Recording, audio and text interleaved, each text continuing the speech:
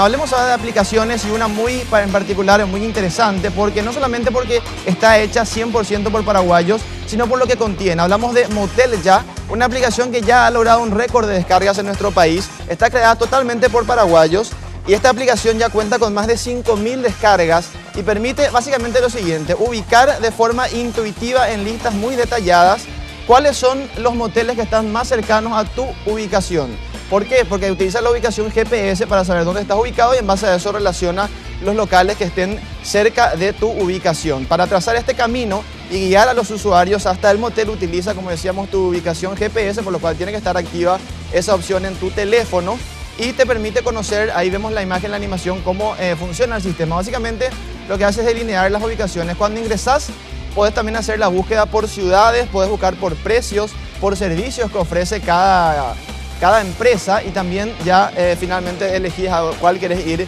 Puedes incluso comentar los moteles y hasta calificarlos para una próxima visita. Así es que es muy interesante la aplicación, está creada por paraguayos, como ya decíamos, y la descarga es totalmente gratuita si es que tenés un teléfono con Android de momento, pero ya el año que viene anunciaron que también lo van a lanzar para los dispositivos de Apple con el sistema operativo de iOS. Una aplicación muy interesante, es totalmente gratuita.